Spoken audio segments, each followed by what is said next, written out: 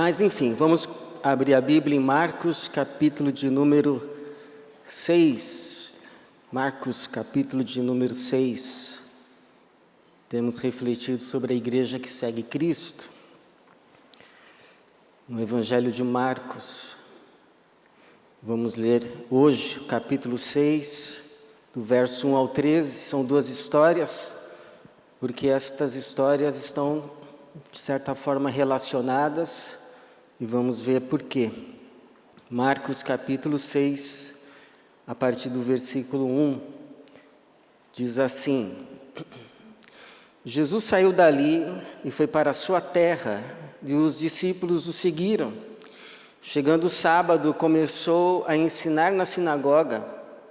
Ao ouvi-lo, muitos se maravilhavam, dizendo: de onde lhe vêm essas coisas? Que sabedoria é essa que lhe foi dada? Como se fazem tais milagres por suas mãos? Este não é o carpinteiro, filho de Maria, irmão de Tiago, de José, de Judas e de Simão? Suas irmãs não estão aqui entre nós? E escandalizavam-se por causa dele. Então Jesus lhes disse: somente em sua terra, entre seus parentes e em sua própria casa, é que um profeta não é honrado. E não pôde realizar ali nenhum milagre, a não ser curar alguns poucos doentes, impondo-lhes as mãos. E admirou-se da incredulidade deles. Em seguida, Jesus percorreu os povoados das redondezas, ensinando, e chamando assim os 12, começou a enviá-los em duplas e deu-lhes poder sobre os espíritos impuros. Também ordenou-lhes que não levassem nada para a viagem, a não ser um bordão, nem pão, nem bolsa de viagem, nem dinheiro no cinto, mas que fossem calçados de sandálias e não vestissem 2 túnicas. Disse-lhes ainda: onde quer que entrardes numa casa, ficai nela até partir do lugar. E se em algum lugar não vos receberem, nem vos ouvirem, ao sair de lá, sacudi o pó debaixo dos vossos pés, em testemunho contra eles. Então eles foram e pregaram ao povo que se arrependesse. Expulsaram muitos demônios, ungiram muitos doentes com óleo e os curaram. Vamos orar?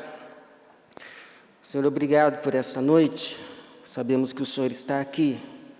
Pedimos que o Teu Espírito aqui conosco, aqui fale conosco, cada coração e cada mente, para a Tua glória e para fortalecimento nosso, em nome de Jesus. Amém. Você crê no poder de Deus? Parece uma pergunta batida.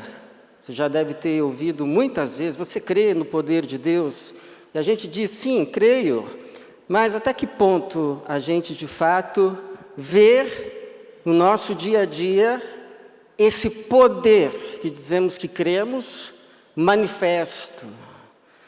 Não sei se você sabe, mas judeus do tempo de Jesus não acreditavam que o Espírito Santo operasse mais como operara no passado até o último profeta bíblico, Malaquias. Eles entendiam: o Espírito Santo operou, fez maravilhas, mas foi até Malaquias. Depois de Malaquias, não mais. Ele não opera mais como antes. E penso eu que há cristãos que têm essa mesma ideia, essa mesma percepção, ainda que não declarada, mas entendem que sim, Deus tem poder, mas Ele não opera mais com esse poder como operou no passado, como operou nos tempos bíblicos. Ele até pode operar hoje, mas não tanto. Não tanto como foi no tempo da Bíblia. Tenho para mim que isso se dá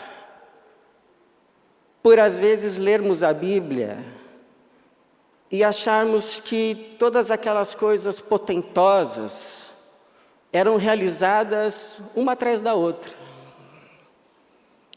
Quase que todo dia. É verdade que em alguns momentos foi assim. Por exemplo, no ministério de Jesus, no ministério dos apóstolos, foi assim. No ministério de Moisés, pelo menos quando ele foi usado para libertar o povo do Egito. Então, sim, milagres atrás de milagres, mas no geral, há uma distância de tempo entre uma operação potentosa de Deus e outra. Por exemplo, entre o último profeta que foi Malaquias e o Novo Testamento, são 400 anos. 400 anos. A Bíblia, então, é um compilado de um espaço de tempo em que Deus foi agindo, cumprindo e realizando o seu plano de salvação, e lemos como se fosse tudo uma história só, num curto espaço de tempo. Então nos dá essa impressão.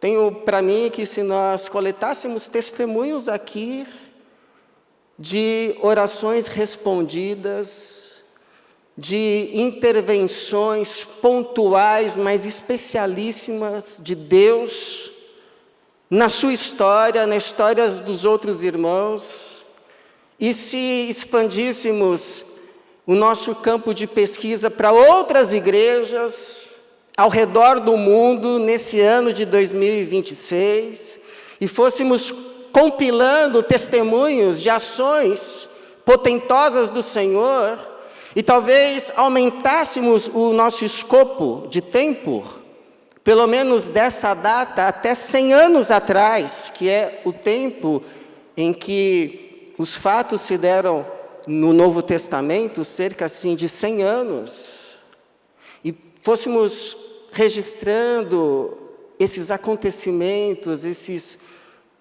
momentos em que Deus operou de uma forma especial, e depois fizéssemos então uma triagem e escrevêssemos todos esses testemunhos em um livro só e o lêssemos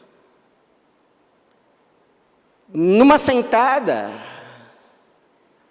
eu creio que no final da leitura chegaríamos à seguinte conclusão: Deus é o mesmo ontem, hoje e sempre será. Ele não agiu apenas com poder no passado, não agirá apenas no futuro, mas está agindo hoje. Seu Espírito está em nós e entre nós. Mas, por outro lado, é verdade, sim, que algumas atitudes nossas, algumas posturas, algumas realidades podem, sim, não necessariamente minar o poder de Deus, mas, pelo menos, obstacularizar a manifestação dele, sim, na nossa vida e através dela. Tem coisa, sim, que podemos fazer, atitudes, posturas, que não é que impedem, mas não fazem, não permitem assim que o poder de Deus se manifeste como ele poderia se manifestar, sim. E quais realidades? Quais posturas são essas que precisamos retirar da nossa vida para que haja espaço, para que esse poder de Deus que está já em nós por meio do seu Espírito, sim, se manifeste?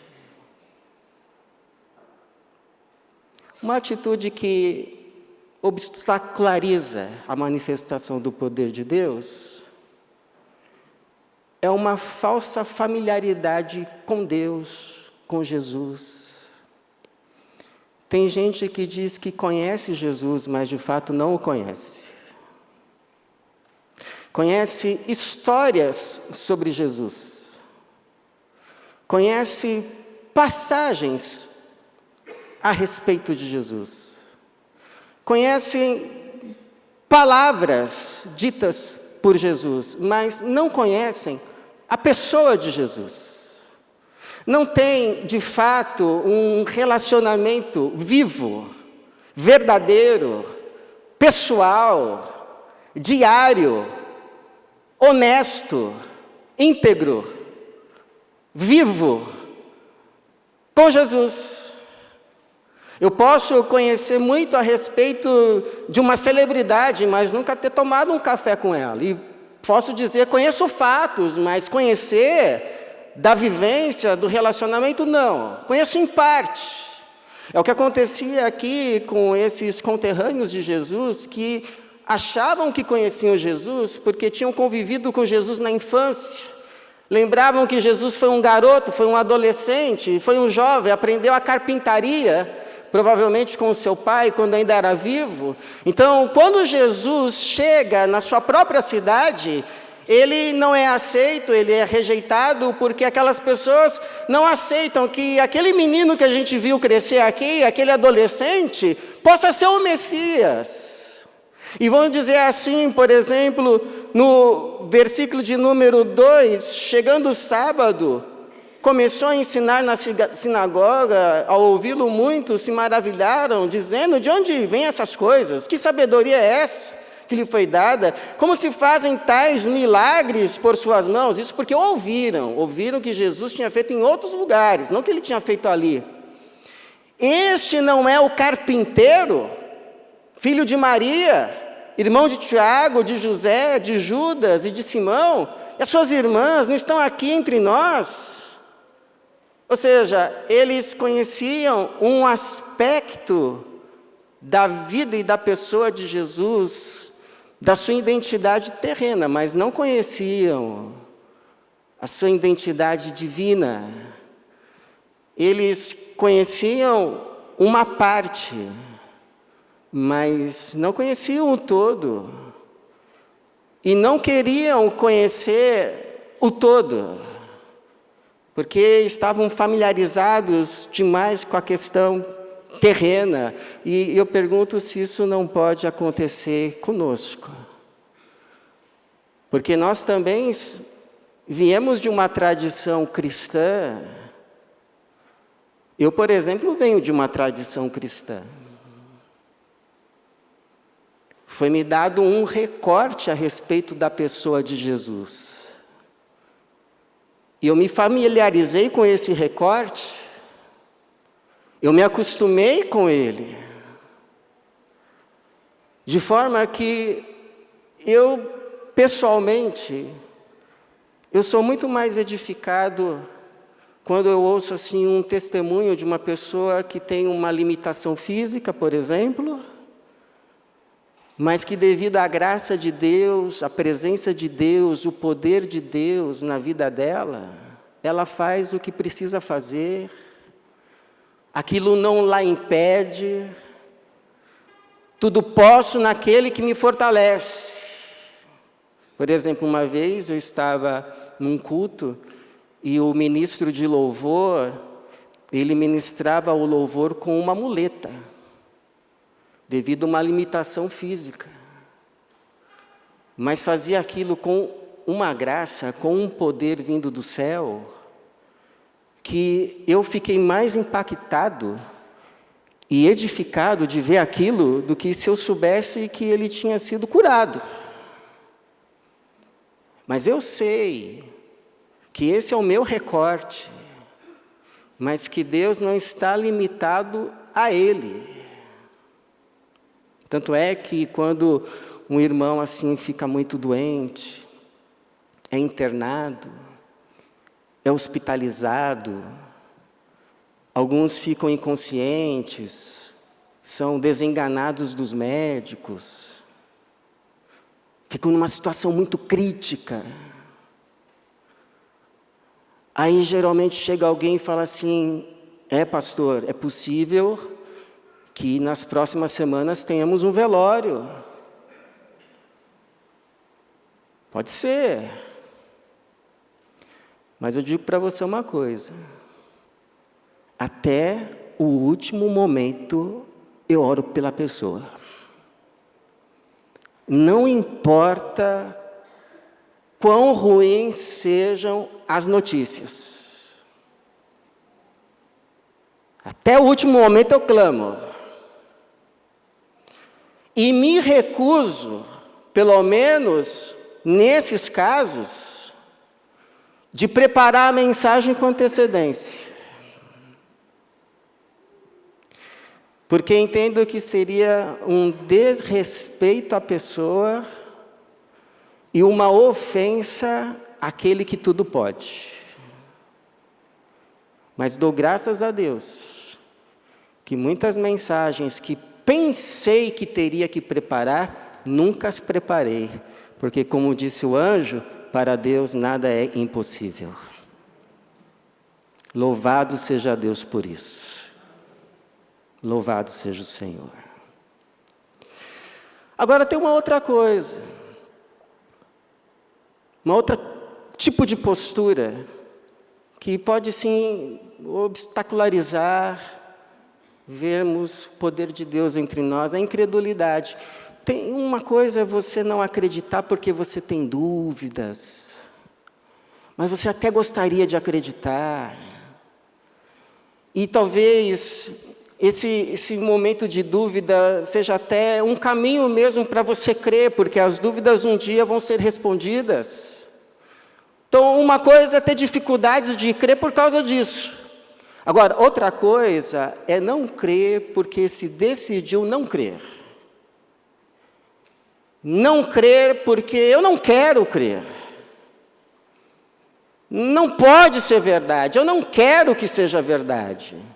Até porque se for verdade, eu vou ter que mudar algumas coisas na minha vida, então que não seja verdade. Foi o caso também aqui. Porque o verso 3 vai terminar assim: e escandalizavam-se por causa dele. E esse se escandalizar significa não apenas ficavam ofendidos, mas propositadamente, deliberadamente, viravam as costas. Não pode ser, e eu não quero saber. Viravam as costas para Deus, e aí o verso 5 mostra o resultado dessa atitude. E não pôde realizar nenhum milagre. Que interessante. E não pôde. Não pôde. Aquela atitude obstacularizou a manifestação do poder de Deus lá entre aquele povo. E não pôde realizar nenhum milagre ali. Não pôde. E aí alguns vão dizer que não pôde, porque realizar milagre diante de quem não quer crer é só agravar a sua culpa. Então Jesus não pôde nesse sentido. Vou trazer ainda mais condenação para essas pessoas.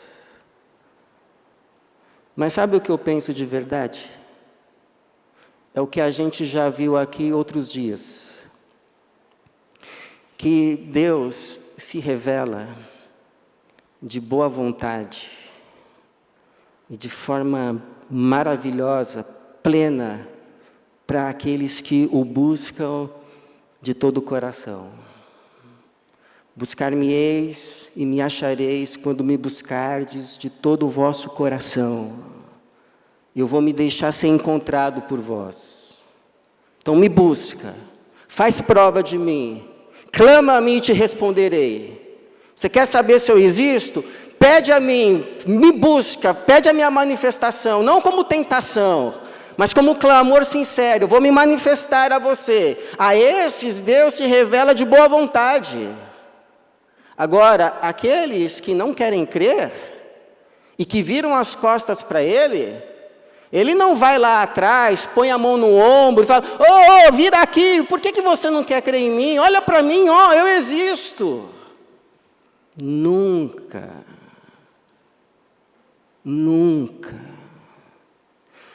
Eu me lembro, estava falando do Evangelho a uma conhecida, e um momento assim ela pensou que eu ia abrir a Bíblia, eu ia pegar a Bíblia, e ela logo falou assim, não mostra nada para mim. Não mostra nada para mim. E a quem não quer ver nada, o que é mostrado? Nada. Então, falsa familiaridade, eu acho que eu já conheço, não preciso conhecer mais. Incredulidade. Mas há uma terceira atitude, uma terceira realidade. Sim, que não é que o poder de Deus vai deixar de existir, mas por causa disso, Ele talvez não vá se manifestar. Materialismo. Materialismo, bens materiais são ruins em si mesmos? Não. São, inclusive, necessários para a nossa vida nesse mundo. Mas podem sim ser um obstáculo para a fé, para a manifestação, sim, do poder de Deus no nosso meio, na nossa vida, quando nós damos a eles a confiança devida somente a Deus. É por isso que Jesus diz assim para os seus discípulos que são enviados agora na sua primeira missão de 2 a 2, o que ele diz no versículo 8. Também ordenou-lhes que não levassem nada para a viagem, a não ser um bordão, nem pão, nem bolsa de viagem, nem dinheiro no cinto, mas que fossem calçados de sandálias e não vestissem 2 túnicas. Porque esses discípulos precisariam aprender desde cedo que quem sustenta a obra de Deus é Deus. Quando Deus nos ordena uma obra, você pode ter certeza que não faltarão 2 coisas: capacidade e recursos para fazê-la. Não faltarão. Porque a obra de Deus, Deus patrocina. Ele pode até contar conosco, mas se a gente não quiser participar, Ele não vai deixar de fazer. Recursos virão de outra parte. Mas se quisermos participar, veremos o seu poder. Um pastor meu, ele teve uma experiência quando assumiu um ministério da igreja que ele ficou quase 20 anos, mas no início, uma igreja ainda pequena, muito pequena, e no seu primeiro ano de ministério, uma família se opôs a ele, uma família da igreja, porque ele entendia que era necessário algumas coisas para o desenvolvimento da igreja. Ele começou a fazer, e a família disse para ele o seguinte, que se ele continuasse, a família ia sair da igreja. E era um tipo de ameaça, porque a família tinha o dízimo mais alto da igreja, da pequena igreja. Era um dízimo assim que pagava quase todas as contas. E aí então o pastor se retirou em oração. Buscou muito a Deus em oração. E entendeu que, na verdade, ele estava obedecendo a Deus. Falavam para ele, se essa família sair, a igreja vai fechar. E aí ele foi orar. Entendeu? Não, estou obedecendo a Deus. E continuou. E a família saiu. E o resultado? A igreja, além de não fechar as portas, em tudo cresceu. Porque se Deus manda, Deus banca. Quem sustenta a obra de Deus não é você, não sou eu, é Deus. E se nós não quisermos participar, como o Mardoqueu disse à sua sobrinha Esther, socorro virá de outro lugar, porque é Deus. Dito em Ageu 2:8, o ouro e a prata pertencem a mim. E por fim, uma última atitude que pode obstacularizar Deus se manifestar com poder na minha vida, na sua vida, na vida da nossa igreja. A rejeição dos seus enviados. Você já teve preconceito de ouvir algum pregador? Tem uma história que o pregador que conta, que ele chegou numa igreja, aí ele pregou, era um pregador visitante. Aí no final uma senhora chegou para ele e disse assim, vou te confessar uma coisa, quando você chegou aqui eu olhei para você e pensei assim, será que desse milho sai pipoca? Mas depois que você pregou, que pipoca gostosa. Então, Jesus foi rejeitado na sua própria cidade por preconceito. Vai sair pipoca desse menino, não. A gente conhece ele desde cedo. Imagina que é Messias. A gente viu ele aqui, brincou de bola com os nossos filhos, agora vai dizer que é Messias? E não ouvir, e Jesus não fez nada lá.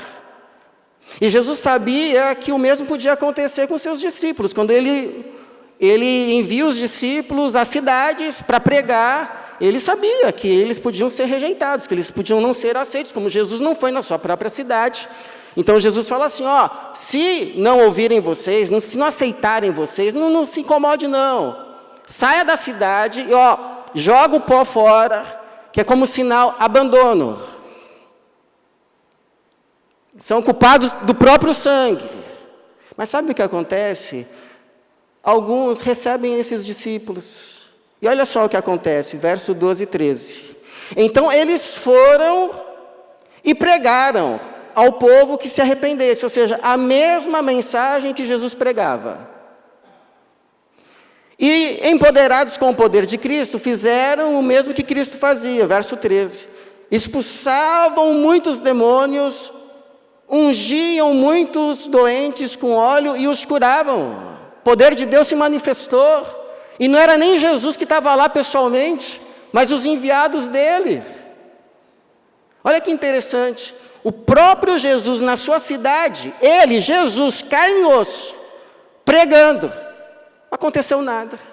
Por quê? Porque o rejeitaram.